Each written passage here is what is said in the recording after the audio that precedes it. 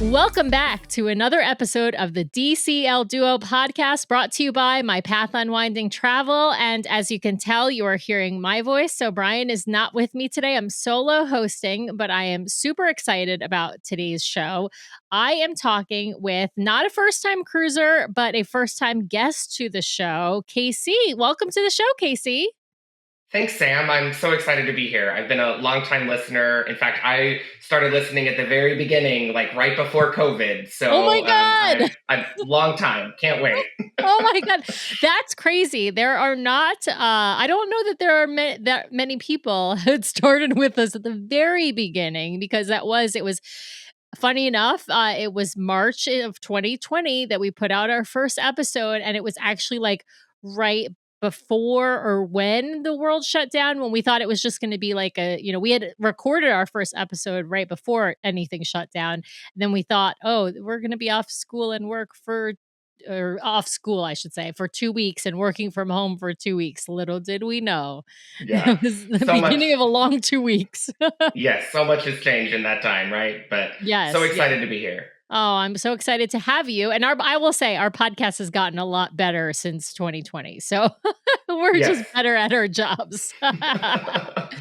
Well, Casey, I'm excited to talk to you about your 10-night cruise sailing from Vancouver, British Columbia to Hawaii. But before we dive into that topic, I've got to ask you your Disney background and your Disney cruising background.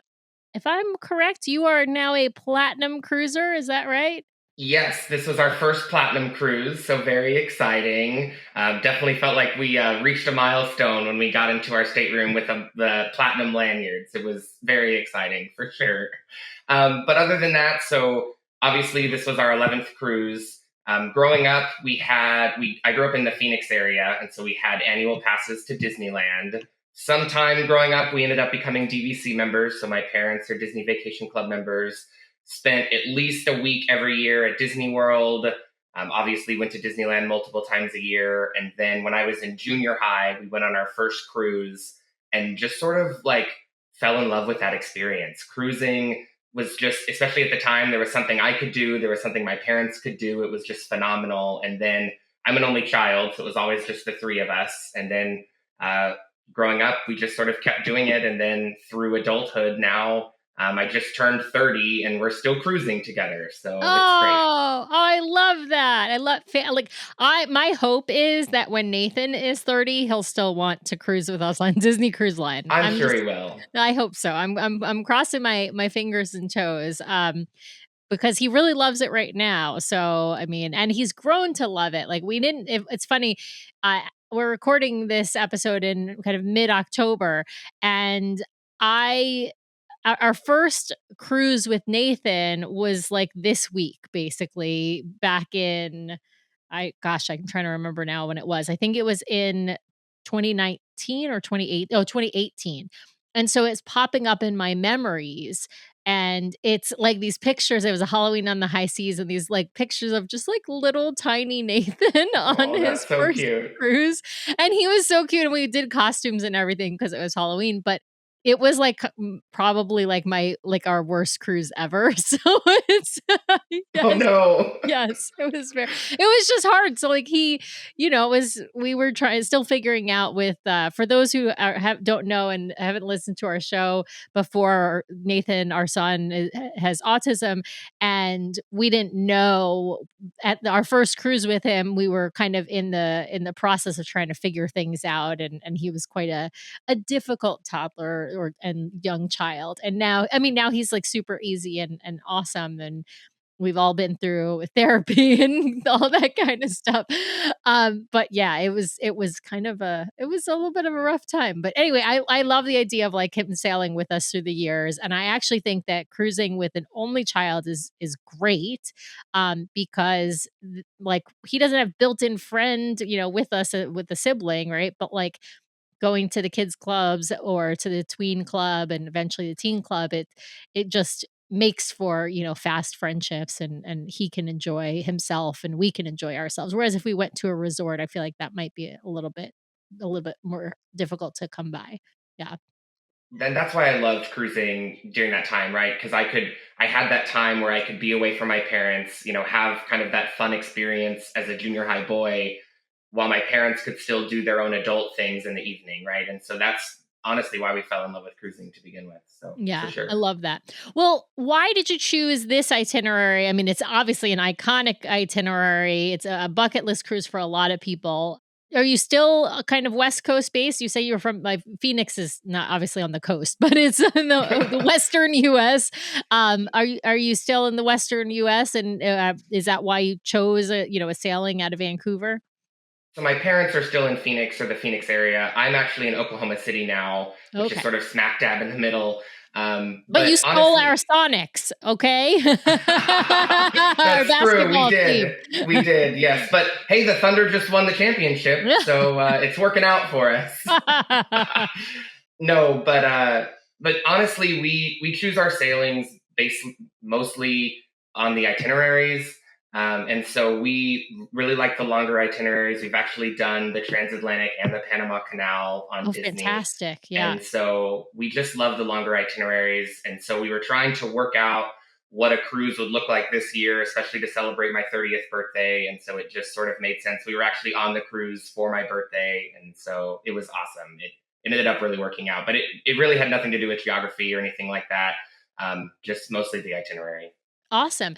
Now, had you been to Hawaii before? Had you sailed out of Vancouver before? Yeah, so never been to I've been to Vancouver before. We never sailed out of Vancouver, and been to Alani 3 times in the past, but never the other islands. So only ever just Oahu in Hawaii. Okay. Nice. So getting to go to some new ports as well. Okay, so how far in advance did you get to Vancouver, and where did you stay? Yeah, so I we got there just one night before, and we stayed at the Pan Pacific.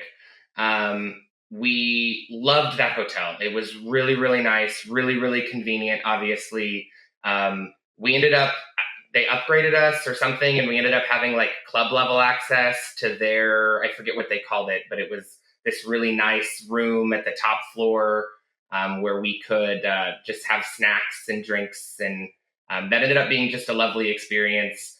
Um, but yeah, just the one night before. Yeah. We did the same exact thing and got upgraded the same exact way. I think it had something to do with booking with like like booking through American Express or something like that. That And would make so sense. yeah, there was some like if you book it like that certain way, I can't remember like how because Brian does that part of the planning process. But then, yeah, we got and it was really nice. Like basically had our breakfast there, and we're able to get snacks there in Exactly. the evening, and all of that. It was a super nice way to do it. For those who don't know, the Pan Pacific is literally on top of the port, basically, and so you can even leave your luggage. Or I shouldn't say leave your luggage. You can have them pick up your luggage and take it right to the ship, and then you'll see it at your stateroom on board rather than you dragging your luggage, down to sort of the parking garage, which is where everybody else has to drop off luggage. So yeah, it's super, super convenient. Tell me about embarkation day. Yeah, so sorry, before I do that, I do want to I did get to go to Stanley Park the day before. Oh, lovely. And Yeah. it was awesome. So I actually got like the day pass for like the public transportation in Oh, really smart. Vancouver. Yeah. And so I took the train from the airport to the hotel, which was super convenient. Mhm. And then just got on a bus straight to Stanley Park, basically like 2 blocks away from the Pan Pacific. And I just had such a lovely time. It's just such a gorgeous park. The weather was perfect. I brought my book and I actually sat on a bench and read my book while the seaplanes were taking off and landing, and it was just such a lovely day. So I just wanted to give a shout out. If you're in Vancouver, Stanley Park, it's a great time. Yes, absolutely. And the aquarium, the Vancouver Aquarium is right there in Stanley Park too. So if you've got kiddos and you're looking for something to do, that's also a great, like, I mean, the park is beautiful. I've done a race in Stanley Park. It's a wonderful park. In general, I mean, it's a huge park. It's like a Central Park kind of park, but also there's a lovely aquarium there, and they've got the giant octopus, and yeah, it's a really great aquarium. Yeah. All right, well, let's talk embarkation day.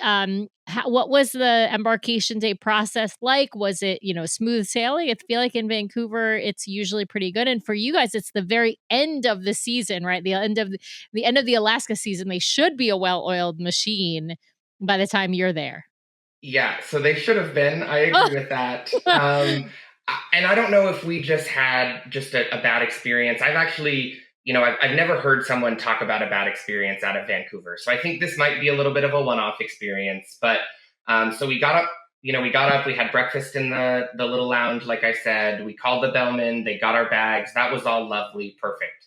And then we got down there a little early, I'll admit, maybe like 10:15, 10:20. So we were concierge. So I think the soonest port arrival time was 11. So I don't think we were supposed to be there till 11. We got down there a little early, admittedly. And when we got there, they were letting some people in, but we kind of got sort of not yelled at, but sort of sternly told that we weren't supposed to be there and we had to come back at 11. But they were still letting some people in. So I'm not sure if maybe there was a miscommunication there, but we, followed the directions and we said, yes, ma'am, we're very sorry. And we just sort of waited. They have like an area outside where you can kind of stand and watch the ship and watch them kind of load the stuff onto the ship and stuff. So we just sort of sat out there, and it was a lovely day. So me and my parents did that and came back at 11. And so when we got back there at 11, we're now at the back of the concierge line because they were letting some people in, right? And that's fine. It happens. We get it. But then once they start letting us through, and it was a little delayed, I guess there was a problem with some of the customs forms with the ship, or anyways, they started the process probably 11:20, 11:15, which was, that part was fine, right? That stuff happens. So once we started moving through the line, the person who checked us in, I don't know if it was her first day or maybe she was just having a bad day, but she couldn't pull up our names in the system. And so we ended up having to show her. So I showed my QR code first. We ended up having to show her my mom's QR code to see if that one would work. And then she ended up deleting the forms that we had uploaded. And, Oh, no. And I watched her do it on the iPad. She hit the wrong button, but anyways. And so then we ended up having to go to another desk and had to re-upload all of our forms and stuff. It made for a little bit of a sour start for the day. Yeah, certainly. yeah. Well, and if that stuff happens, they do end up usually sending you to a supervisor to kind of get it all fixed. But it's just a frustrating way to start. I mean, embarkation day is kind of stressful. I always tell people, especially until you've got your room. I feel like well, for me, it's like until I've got my luggage and I'm in my room. Exactly. But it really is, it's a lot of hurry up and wait type stuff. And so yeah, I can understand that would be kind of a stressful experience. Yeah, maybe she was just having a bad day. Let's chalk it up to a port employee having a bad day and maybe not having the best training, which is unfortunate because I feel like generally speaking, they're quite good, especially later in the season because they've been, I mean, the Wonder's been sailing. By the time you're in Vancouver, the Wonder's been sailing there since early May. So they should have everything, a well-oiled machine. All right. Well, how long does it take before you actually got on the ship then? From let's say, because 11 is when you're finally in line. At what point do you actually walk on the ship?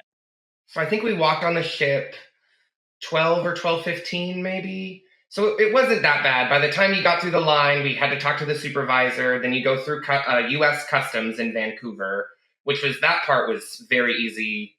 That was super fine. The security was great. All of that was easy. And then I think we waited in the little concierge waiting area for not too long, 20 minutes, 30 minutes. It really wasn't bad. So I think we ended up boarding later than usual, but that part was all fine.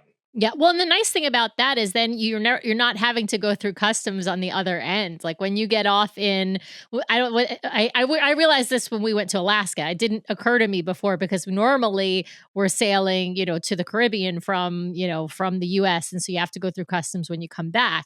But because they have you go through customs at the start of your cruise in Vancouver, if you're going to Alaska or if you're going to Hawaii, when you get off in Hawaii, you don't have to do any customs. You already did it back in the Right. yeah, Yes. it's a very it's a kind of a weird, different process. All right, well, you guys have you been on the Wonder before? I'm assuming, yes. Yes. The Wonder Okay. is not to spoil rapid fire later, but the Wonder is my favorite ship. So Oh, of yes, we've course. been on the Wonder. Yeah, 5 stars, 5 stars for the Wonder, absolutely. All right, well, so you're heading on to the Wonder for the umpteenth time, and your family name is announced. How was that experience? Were you excited to get on this amazing cruise?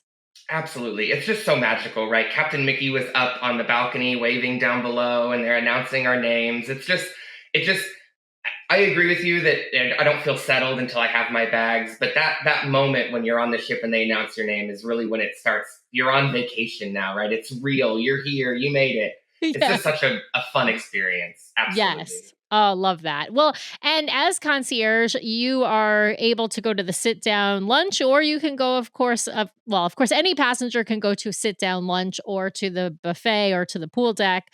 It's, your choice. But with concierge, I see most people opt for the sit down lunch because it's when you'll get to meet your concierge host. Did you guys do that? Yes, we did. So we ate the sit down lunch at Lumiere's. Triton's on the Wonder. Tritons on the I window. just got off 10 nights on the Wonder. You think I would know this? It's Triton's on the Wonder. So we did the sit down lunch there, and that's always just such a lovely way to start. I think it's just you get a nice lunch. You get to relax. The chaos is outside, but you get to just kind of enjoy that peace and quiet in that space. Our experience is usually the concierge hosts are in that room, kind of coming around and introducing themselves and the services they provide and all of that stuff. I guess 2 of the 3 concierge hosts turned over that day, so it was 2 new Oh, hosts. And okay. so because of that, there was only 1 host in there, and she was working very hard, but obviously she just can't make it to the whole dining room, right? But it was still a lovely experience. We got to meet her kind of at the end. Amanda caught us as we were walking out, and she's like, "Oh no, family, come back!" And it was very funny. But we had a lovely. It's always a great lunch. Yeah. Well, and shout out to Amanda. I love her. She is phenomenal. She was on when we were on board in Alaska. That was the first time we had met her. And apparently she only recently came back to Disney Cruise Line. She worked on land for a number of years, but she worked in Palo as a server before she left and then now came back in and as a concierge host. And she's just fabulous. Yes, Absolutely. Yeah, love her. I think she's like made for the job, super personable, wonderful. absolutely. Yeah. Well, let's dive into some of the onboard stuff since of course you've got 10 days, but the last kind of what is it? Last 4 days are your port days. The first 6 days are your sea days. This is where it's very different on it's sort of it's really a repositioning cruise because then the ship is headed to Sydney after it leaves Honolulu. But let's talk about those sea days because there's generally some special stuff that they do on board the sailing that goes from Vancouver to Hawaii. It really all of these longer sailings, you get things like special performers, special lectures, maybe food demonstrations, things that you don't tend to get on, a 5 night or even a 7 night sailing. So let's talk about some of those things that they had on board, Casey. Yeah, absolutely. So, one thing that they did have that we actually didn't experience, but they did an anyone can cook. So, I guess they had some famous chef, and I'm not a foodie, certainly, as we'll learn as we continue here. But I guess it was some famous chef that they had brought on board, and he did a series every morning where he kind of did a demonstration in the D Lounge, showing you how to cook, and you got a recipe card. And we heard really great things from the people we talked to about that. The other there was a lot of special things. Another one was they had this like performing group that like specializes in like Polynesian culture and Polynesian performances. Oh, cool. which that was really cool. Ironically, they were based out of Orlando, which I just thought was a little funny. Oh, But that is really funny. I mean, they they were couldn't get a group that's actually like based in Honolulu or something. right. Yeah, and we had read, some previous cruises that they had like, brought on people from Alani or whatever. So this was kind of their replacement for that, it seemed like. But they were phenomenal. They actually did a performance in the Concierge Lounge one afternoon, which was really cool. But they were phenomenal. They were doing evening performances. They were doing some shows in one of the lounges. They were fabulous. They were a great addition to a unique sailing. Oh, I love that. What about Broadway performers? Did they bring on a couple? I mean, apart from the Broadway visiting performer that is typically in the shows, oftentimes on these longer sailings, they'll bring on a couple of, Broadway or national tour performers that have done often the Disney productions, right? Like somebody who was in Aladdin or Beauty and the Beast on Broadway or the national tour. It's very common for them to bring those folks on board for some of these sailings. Did they have anybody like that? They did. So that was actually on the second half of the sailing after we were kind of going through all of our Hawaiian ports. But they brought on the original Tarzan from the Tarzan Broadway production and one of the Aladdins on Broadway. And they were just phenomenal. They did an adult-only performance one of the evenings. That one was pretty late in the Walt Disney Theater. Like it started at 10:30 or 11.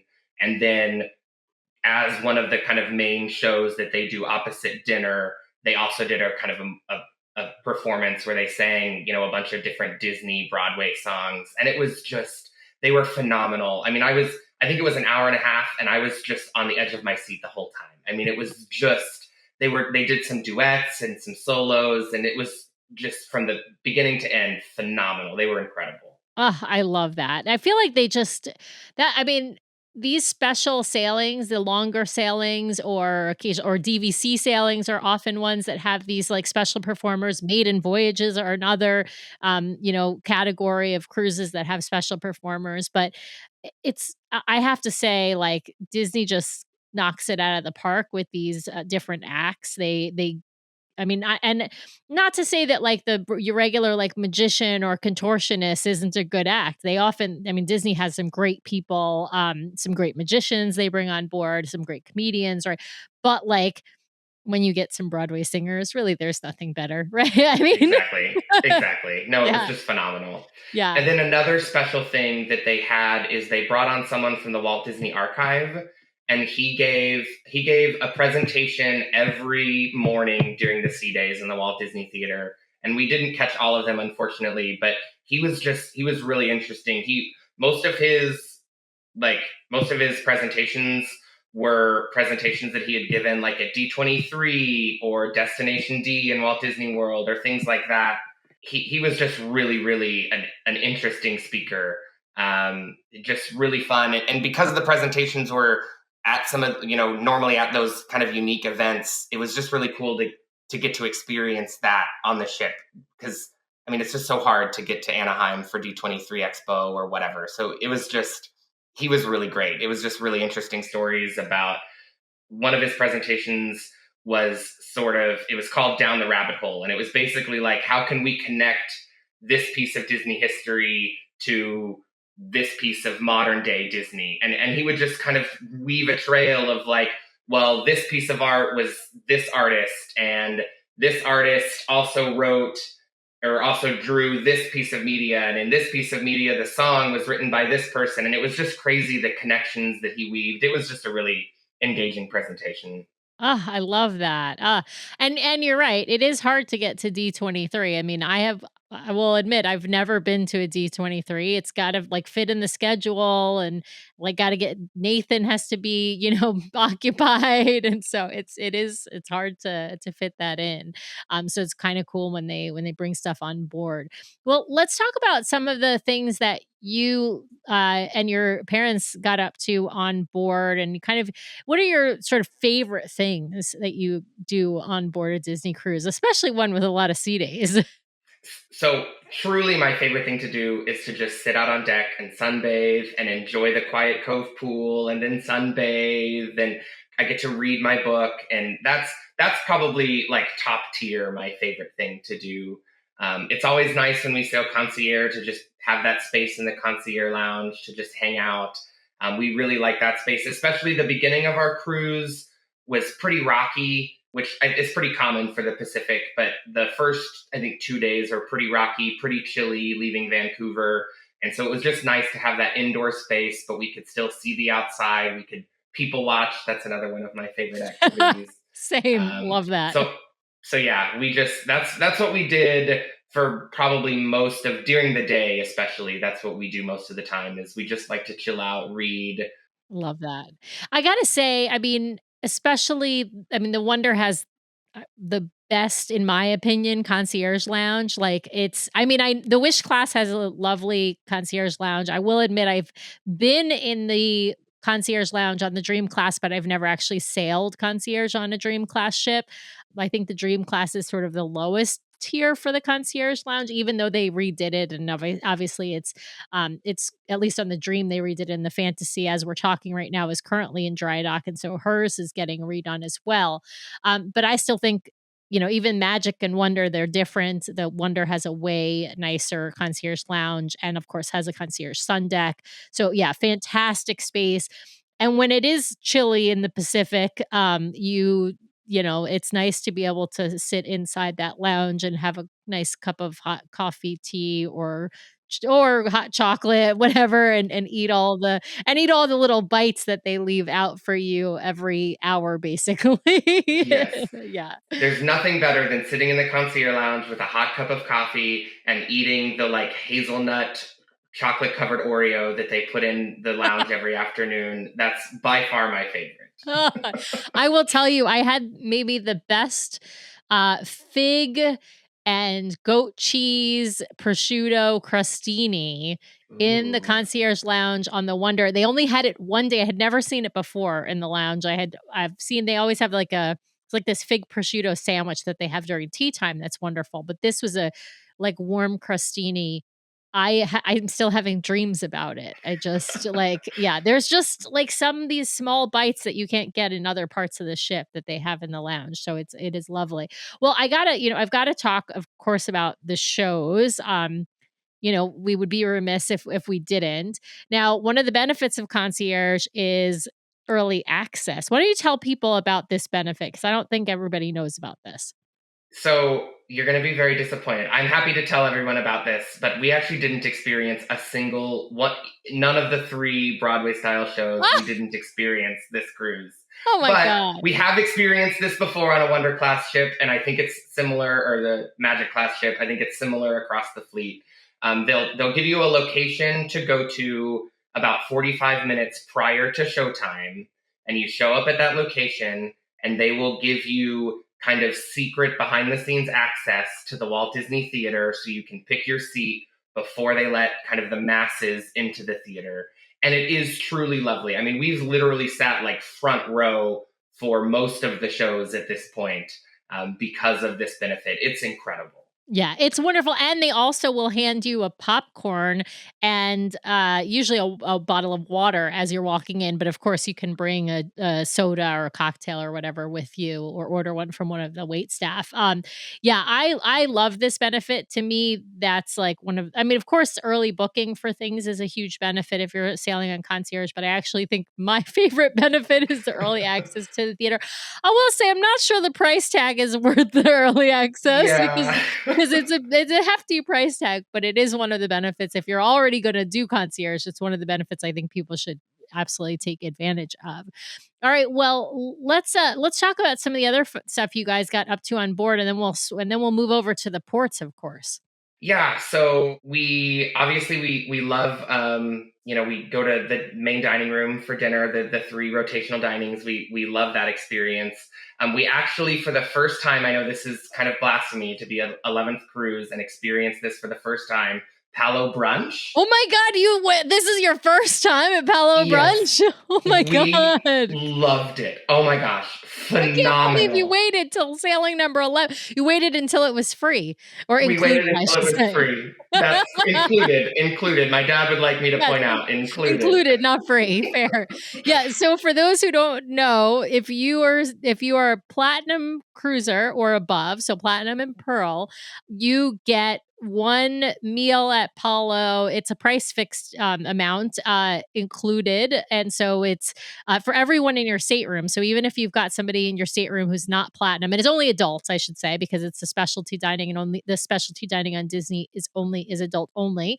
But yeah, so it's only Apollo, and you can pay it for brunch or for dinner. For dinner, it's just whatever the price fix amount is. I think it's up to is it $60 now, something I like think that. that's right. Yeah. 55 or 60.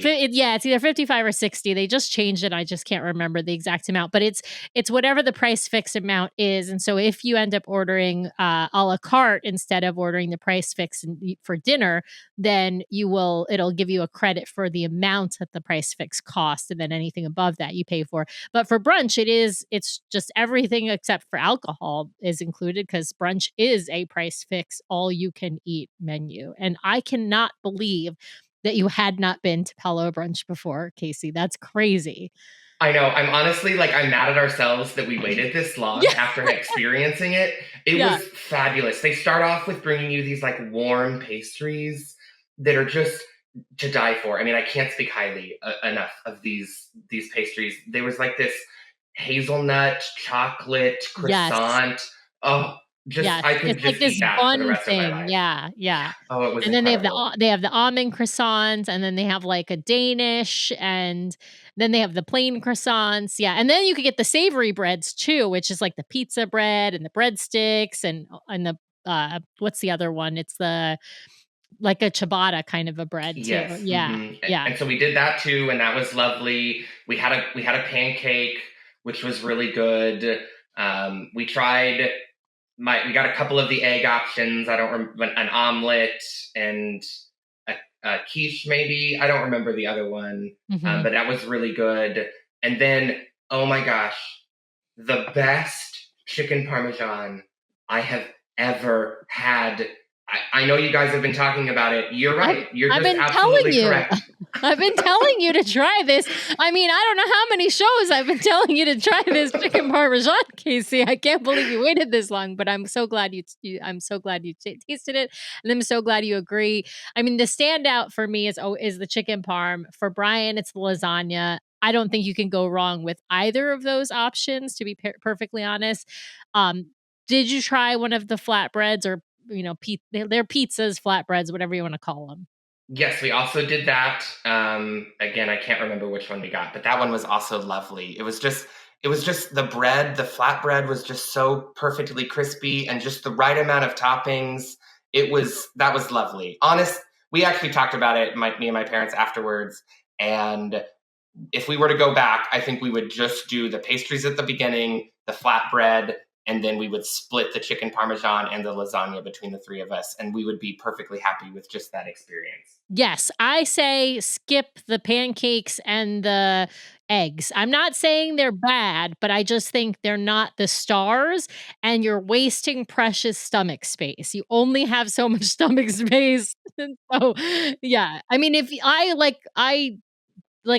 would like to go for Palo Brunch around lunchtime if I can get an 11 a.m. reservation, and I don't eat anything. I have a coffee. I have to have a coffee in the morning, but I have a coffee, and then I don't eat anything, and then I eat a huge brunch, and then I eat a light dinner. I have to admit I still eat dinner.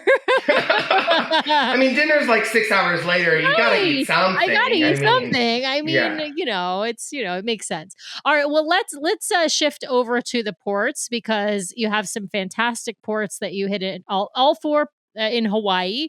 What was your first port of call? So it was kind of a weird itinerary. So we actually we did a port day in Oahu, in Honolulu. So even though we were disembarking there several days later, we actually did a port day there. And we actually didn't have a planned excursion that day. Like I said, we've been to Aulani a handful of times. We've been on Oahu before. So there wasn't really anything super high on our list. We were obviously going to be there again in a couple of days. So we just sort of got off and walked around. I'll warn people, if you're considering a Hawaii cruise, all of the ports are very industrial. So don't necessarily plan on being able to hang out around the port. Now, Honolulu is maybe the one exception because it is sort of in their little downtown area. But even that it was more like a business park more than like a fun place to like shop or anything. You could walk to the shopping mall. I think it was maybe a mile away. That was a little too much for my parents to do. So we just sort of got off and walked around and got back on. We were maybe off the boat for an hour in Oahu. Okay, nice. Well, what was your second port of call? So all of these places have city names that I personally cannot pronounce. So I'm not going to try. So I'm just going to give you the islands in Hawaii that we went to. So next we went to Kauai, and we did have a shore excursion there. So this is probably the only one that I can tell you the Disney name for, but it was Sensational Kauai is what it was called. Sensational Kauai. I love the names they give them. Oh, I know. It's always great, right? So we started in, obviously you start in a Disney lounge. So we started in Fathoms. Is that what it is on the Wonder? It's Azure on the Wonder. It's Azure on the Wonder. Azure, yeah. Yes. So we started in Azure, got on a bus, and they took us to a coffee plantation, which that was just really fun. We walked around and got to kind of see how the coffee beans are grown and then how they're harvested and roasted. And then we got to try the coffee at the end. I wanted to buy some coffee, which we had the opportunity to do that. For less than a half pound was going to be over $50. And I thought that was a little steep. Wow, that's expensive coffee. I bet it's really good coffee, but that's expensive. Yeah, that was a little too much for me. So I did not buy any, but still had a lovely experience there. It was just really interesting learning about all of that. And so then we got back on the bus, hit some traffic. So that was a little, ended up being on the bus for longer than we were supposed to, but that was okay. A benefit of being on a Disney shore excursion, right, is that they make sure that you're on schedule and you can't miss the boat. So definitely we were not worried. But so from there we went to kind of a farm on Kauai, and we boarded a train, and sort of the train took us all around the farm, and we got to see different like local Hawaiian plants and some like not wild, but domesticated boar and different things. And so it was just sort of a fun kind of light experience. We were sitting on the train listening to the guy. That was actually a lot of fun.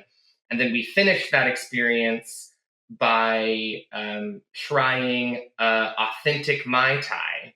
And I didn't know this, but the Mai Tai that you like are used to ordering with like, it's kind of got the dark rum on top and the light rum on the bottom. That's sort of a modern version of the Mai Tai, but the classic Mai Tai still has two kinds of rum, the light and the dark rum.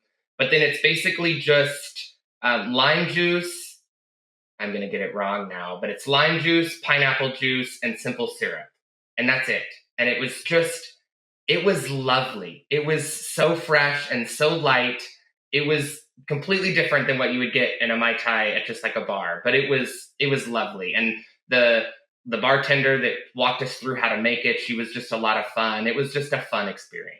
Oh, love that. Now, was this an adult-only excursion, or was this whoever excursion? That's a good question. No, it had to have been a whoever excursion because there were kids with us on the bus. So it was definitely whoever, but obviously the kids didn't get a Mai Tai. I don't know. Yeah, they probably had a punch or something. I think they must have had a punch. We were in the back, so I actually didn't pay attention to that. Maybe it was Pog Juice. Yeah, I feel like Pog Juice is always anything like Polynesian, you get like if it's for kids, like it's pog juice or it's something with blue curacao in it. Like if they just want it to be Right, blue. because then it's blue Or and not, fun. yeah, Not not blue blue curacao. curacao, but the blue, yeah, sorry, The the blue blue, cloud and yeah. blue. Yeah, cloud Cloud and and blue, yeah. Yeah, sorry. Yeah, blue. No, sorry, I'm not giving my kid blue curacao, but I love blue curacao. It just makes the color. I love the color. Awesome. Well, that sounds like a really good excursion then. It sounds like a It was fun, really nice. yeah. And they got us back like 1 or 2 o'clock. So it was honestly perfect because then it was just in time to like have some lunch. That was a really nice excursion. And it was, I mean, all of the Hawaiian Islands are just so gorgeous, right? I mean, Yeah. they're just beautiful. Even on the farm that's like an active farm, I mean, just the views are just immaculate, right? It's just Yeah. incredible. Yeah. What was your next port of call? Was it Hawaii or the Big Island or Maui? Maui was next. Maui's next. Okay. And we actually, so this was actually on October 1st, which will be relevant in a second. And so we had a shore excursion to go up the big mountain. And I apologize, I'm going to try to pronounce it. Haleakala, I think is right. Sounds good to me. I don't know. I don't know any better, Casey. That's close. I'm close. I'm pretty confident. But didn't they have volcano activity going on? So that's the next day. That's the Big Island. Oh, so okay. spoilers, Sam. Come on. Sorry. But no. So, and this is it's a national park, Haleakala National Park, and so obviously you're at sea level when you're at the edge of the island, and the tip of this mountain is at over 10,000 feet. It's like 10 or 11,000 feet, and so you're going up pretty far up this mountain. And thankfully, we were actually really worried because of the current political environment and the government shutdown. We were actually worried going to a national park. But it ended up being okay. All of there were no park rangers and all of there was no store, nothing like that. All of that sort of things were closed. But we could still have access to the park at least. So we took the bus up, a lot of switchbacks, a lot of back and forth. But it was actually kind of funny. As you're going up, it gets really, really foggy. You're literally going through the clouds. And as soon as we got in there, the bus driver was like, don't worry about the fog. It'll clear up by the time we get to the top. And sure enough, you keep going up the switchbacks and the fog clears and now you're above the clouds. It was just breathtaking. I mean, you could see so far. You could see some of the other islands. I mean, it was just, truly, truly breathtaking views. It was incredible. That's so cool. Yeah. I am jealous. I have not been up there. We have been to Maui once when we did the Hawaiian cruise on Celebrity. Gosh, many, many years ago now. It was 2010. So it was way before Nathan was born. No, well, a few years before Nathan was born. But yeah, it was, but I remember Maui being beautiful, but we were only there for one day. And that's the hard part about these beautiful Hawaiian itineraries, because you really are only on each island for one day, and so there's only so much you can do. Yeah, it's such a short amount of time. Well, was that the extent of the excursion, or did they take you anyplace else after the mountain view? Yeah, so that was about it. It was about a 60 to 90 minute bus ride up and back. So, but I will say we did stop at 3 different places kind of in the national park we stopped at so we could see. Oh, cool. Different views. And then the last time we stopped was basically at the kind of apex of the mountain.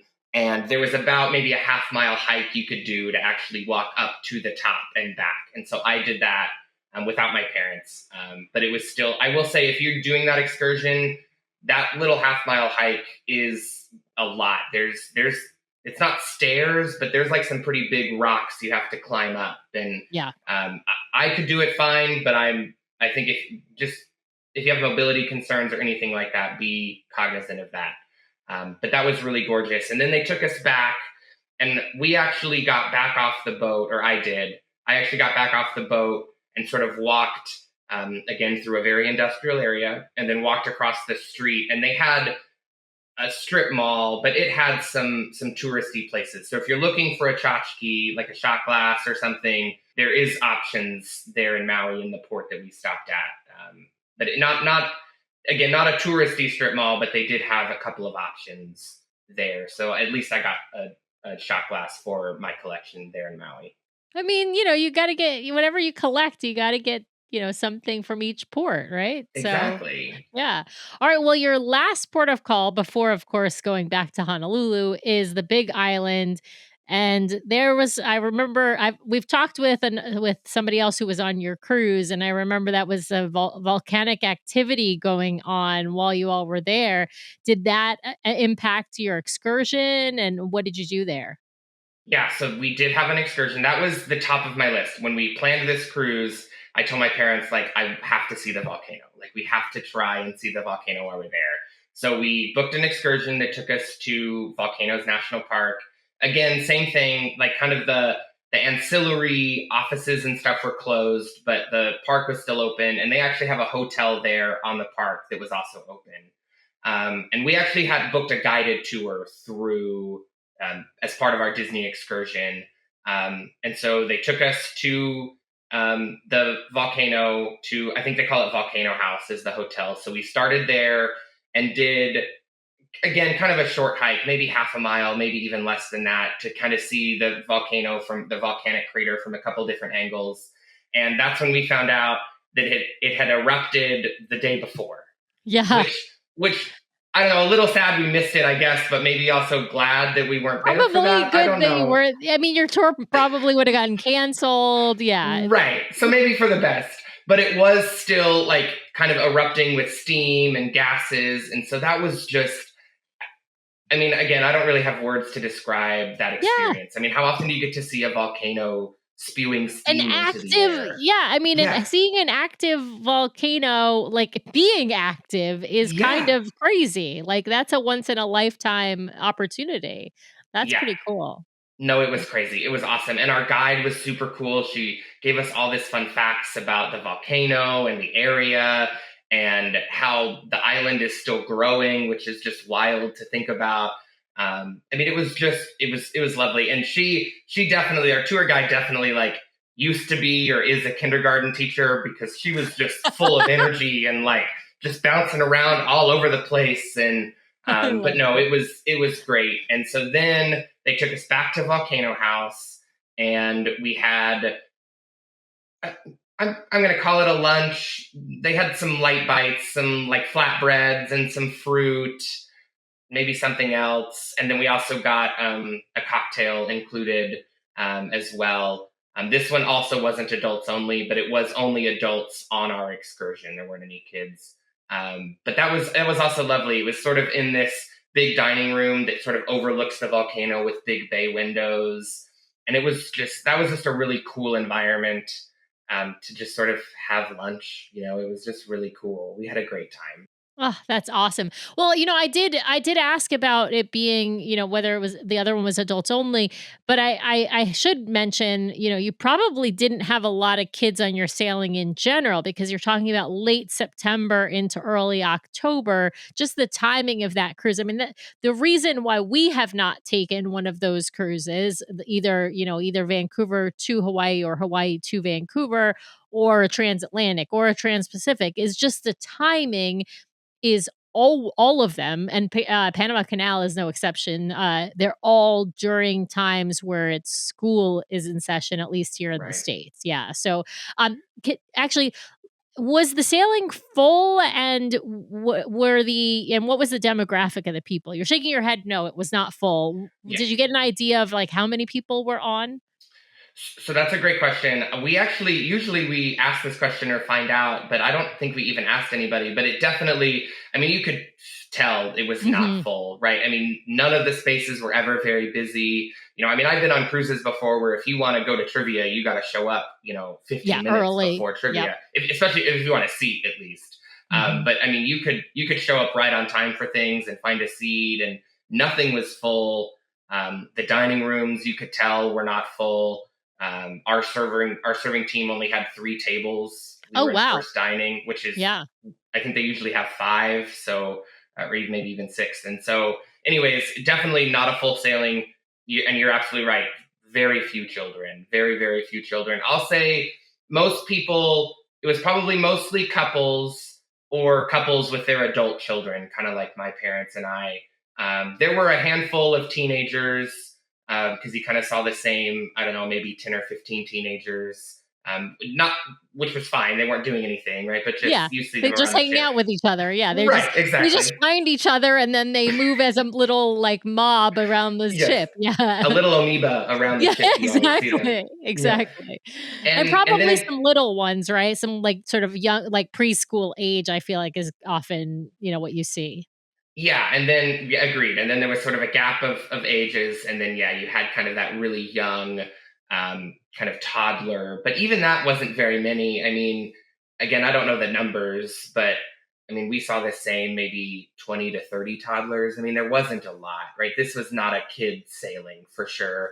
And we didn't talk about it because we actually didn't experience it on this ship, but this cruise, but one of the other cool things they do on these longer sailings is in the evening they often open the kids clubs with an adults only open house, and so that's really cool. So we didn't actually experience this on this sailing, but I know they did like Stitch's Space Goo just for adults. So if you're ever interested, if you want to build the space goo with just adults, I want to make the space goo. You got to go on one of these longer cruises. Yeah, you do. It's great.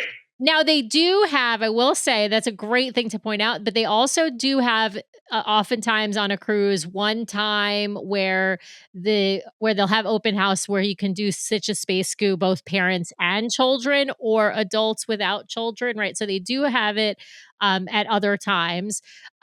But having an adult only version is lovely. I feel like they should serve cocktails while they're doing it.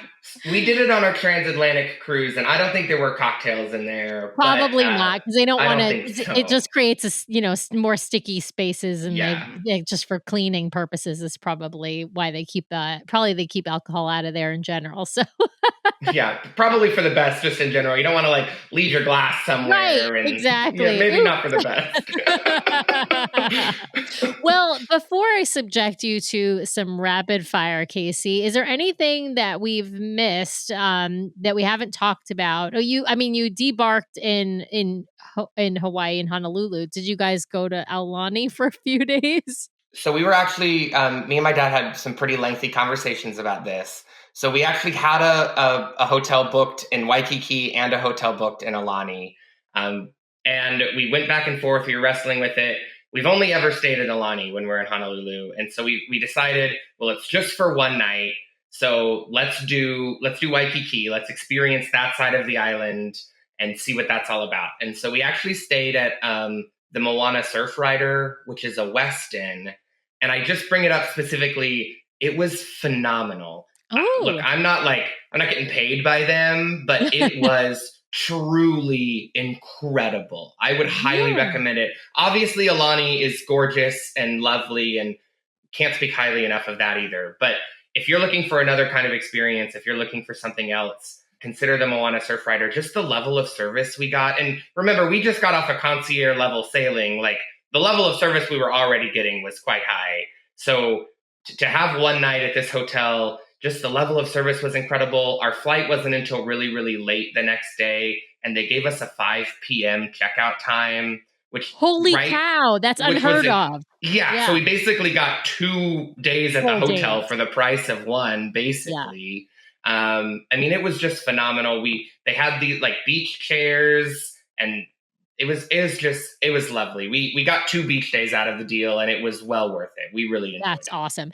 I don't think I've ever heard of a late checkout that's been later than like 1 p.m. and that's like ultra late. I think most places will give you till noon. Like if 11 a.m. is the normal checkout, they might let you stay an extra hour till noon. And I think I can't remember which hotel it was, but they let us stay till like 1. But other than that, you're booking a day room or another night, right? Depending upon what I think of a day room because we think of the Hyatt MCO will let you book a room for the day, and that's really nice because you get the whole day but not the night. And and if you have a late flight out of MCO, that's a great option. But yeah, fantastic. I mean, you basically got a day room for free. That's awesome. Right. It was incredible. Yeah, we really enjoyed it. Now, my dad, full disclosure, I guess, my dad does have some status with Marriott. Not the highest status, but he does have some status. So maybe that helped. But truly, if you're looking for a place to stay, Moana Surf Rider, it's a Westin. It was great. Awesome. Awesome. All right. Well, now I think it's time for some arbitrary rules, some arbitrary questions, and a dash of judgment, or the round we call rapid fire. All right. I'm so excited. I'm so excited too, Casey. Okay. We're going to start with your Disney favorites, and then we're going to talk Disney Cruise Line favorites, of course. Let me ask one question. You've been on all of the Disney ships at this point. Is that right? I haven't. So I've only been on the first four. So I haven't been on the Wish class at all yet. Oh, no. So here's the problem, Sam. And I know you guys understand. We're a Concierge family. We like Concierge very much. And they're just really proud of those Concierge rooms on the Wish class right now. Really, really proud. It's tough to justify. My dad and I really want to book a treasure cruise. We've been looking at them, trying to find a date that works, but we just can't. I think we're going to end up doing it with not a concierge room, honestly. We could book 2 rooms, regular rooms, for the price of what we usually would get a 1-bedroom for. I mean, it's just been crazy. So. Yes, you're absolutely right. And it is definitely hard to justify the price. I say go on the treasure and go non-concierge. I don't think that concierge on the Wish class, people are going to hate on me about this. I don't think concierge on the Wish class is worth it. I really only think it's worth it on the Magic class though. So I'm maybe like, and even then I think it's only worth it like some of the time, right? Like for a special occasion. But I'd rather sail multiple cruises. I think the Wish class has a really nice concierge lounge, but I just feel like you miss out on other parts of the ship because you spend so much time in the lounge. And the treasure is so amazing. I'm preaching to the choir, but like Casey, you have to go on the treasure. As a parks person, especially, like you're gonna love it. Okay, well let's jump into rapid fire. We're gonna start with your favorite Disney character, and as always, Disney means everything and anything Disney owns. So it's really anything in the world, pretty much. Yeah, so I really struggled with this because I knew that these questions were coming. I think I'm going to say Cassian Andor, and that's probably just because I just finished the most recent season of Andor, but Cassian Andor. I got to tell you, I love that answer.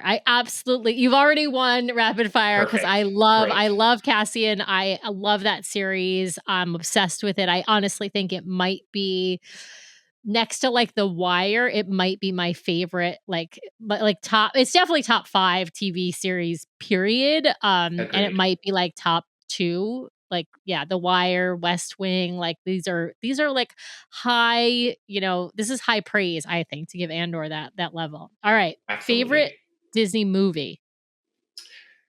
So I think I'm going to throw a curveball here a little bit and say Beauty and the Beast is my favorite Disney movie. All right. Love that. Favorite Disney song?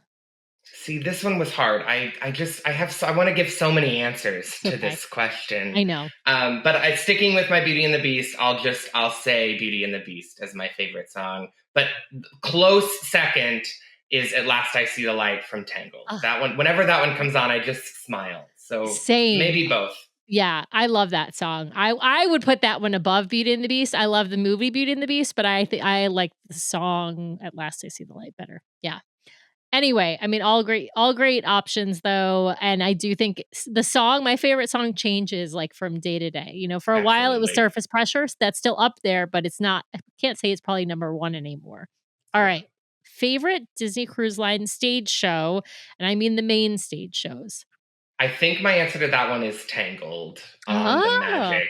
Yeah. I love that whole experience. You get to eat there. Well, depending on your rotation, right? You get to eat there. They turn the bar into the Snuggly Duckling, and then you can see the show. It's just such a Tangled filled day, and it's just lovely. It is, but they don't turn the bar into Snuggly Duckling anymore. No, are you serious? No, because now it's Soul Cat Lounge, and so it's just they don't do any. That's heartbreaking. I'm sorry to tell you, Casey. Yeah, they don't. There's no Snuggly Duckling bar. That makes anymore. sense, though. Yeah, but that's sad. Okay, yeah. Well, but I will tell you when they did the dry dock on the Magic, and we knew that bar was getting rethemed. Everyone was hoping, including us, that it would be Snuggly Duckling because it would be perfect. Just like on the Wonder, you've got French Quarter Lounge right outside of Tiana's. You would have Snuggly Duckling right outside of Rapunzel's. And then they put the Soul Cat Lounge, which I have to say, the Soul Cat Lounge is beautiful. It's a great space. no, not hating on it, but it's still, I'm going to say this till the cows come home. It should have been the Snuggly Duckling, and they would have knocked it out of the park. All right. Okay. Favorite bar space across the fleet? Across the fleet. That's a good question. I really like what's the club kind of atmosphere on the Fantasy? It's the Tube, The right? Tube, yeah. I just like the London theme in there. It's really fun. I'll admit that my first cruise after I turned 21 was on the Fantasy, so maybe that helps a little bit. I was in college. That was sort of the vibe I was going for, maybe, but I'm going to say the Tube. Awesome. That's a great one. All right. Favorite onboard activity? If I can say, just like hanging out at the Quiet Cove area, especially on the Wonder, I learned this trip. It's really nice. You can sit up in the Concierge sun deck, which is kind of above the sun deck, and then just sort of walk down a couple of flights of stairs, dip in the pool, come back, go back and forth. I could spend the rest of my life doing that, and I would be perfectly happy. I would run out of money, but I'd be perfectly happy. Absolutely. Love that. All right. Favorite rotational dining? Is it Rapunzel's Royal Table? It's not actually. It's Tiana's for sure. I love the like jazzy music they play in there. It's just such a fun vibe. I do wish sometimes it was a smidge quieter, but it's a great vibe. I love it. Yes, absolutely. It is. It's a big party. It's Mardi Gras. You get and then both, if you're there on a longer cruise, you get music both nights. One is Mardi Gras night and one's just, you get the band. It's still, awesome. All right. We're going to talk food now that we're on dining. I got to ask you a sweet item and a savory item. We start with the sweets because, as everyone knows, my favorite are the savories. So I save the best for last. I would end a meal with a pretzel, with a soft Mickey pretzel if I could. Perfect.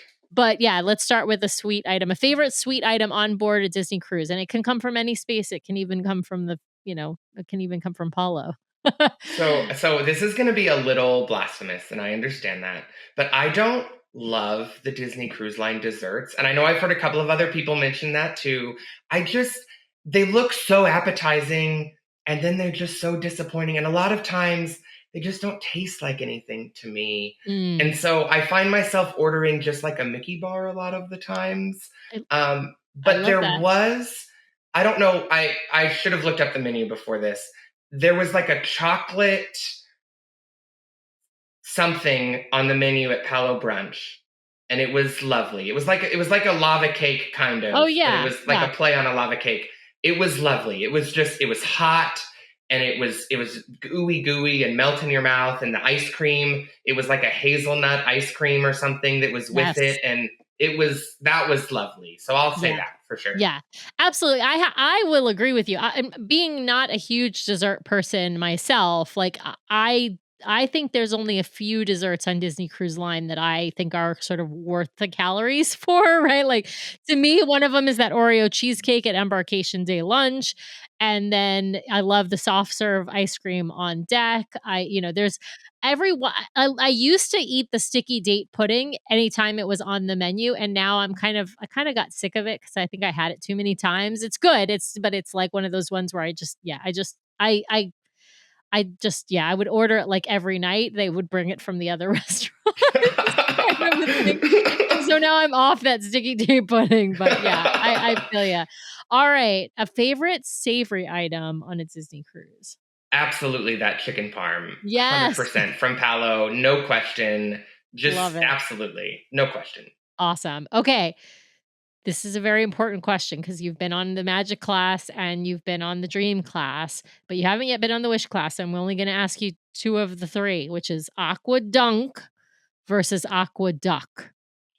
See, I knew you were going to ask me this one too. I think I'm going to say the Aqua Dunk, and maybe it's just because I have an affinity for the classic ships, but it's just such a fun, quick, short, exhilarating. You can just kind of run up and do it over and over again, which I really like. We try to hit it when it's not as busy, so that's easier to do. But the Aqua Duck is great, but it feels more like a commitment. The Aqua Dunk is just quick, short. All right, that was great. So it is I like that analogy. It's more of a commitment. I love it. Okay, you previewed this at the beginning of the show, but I'm going to ask the question anyway. Which one is your favorite ship? Absolutely the Wonder. It's the right size. The Yeah. spaces aren't too busy, I don't think. It's obviously the Concierge Lounge is my favorite, which helps. But Yes. I love that ship. It's just such a great ship. Awesome. All right. The final question of rapid fire. What is your bucket list cruise? If you could go anywhere in the world on a Disney Cruise Line ship, and it doesn't even have to be someplace that Disney Cruise Line currently sails, it just needs to be near water. Where are you going?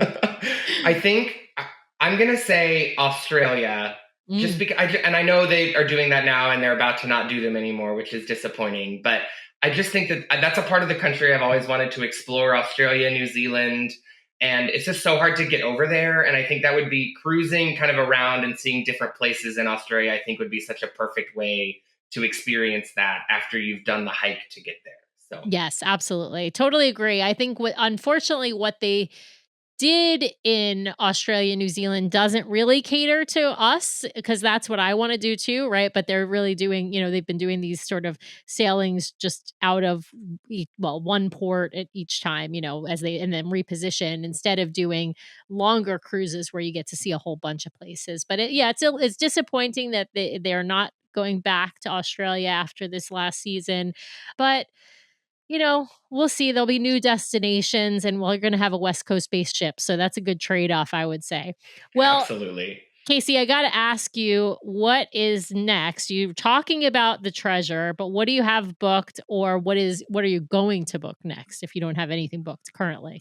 So we actually don't have anything booked currently, which is really sad. We usually try to do a cruise a year, and right now we don't have a cruise booked for next year.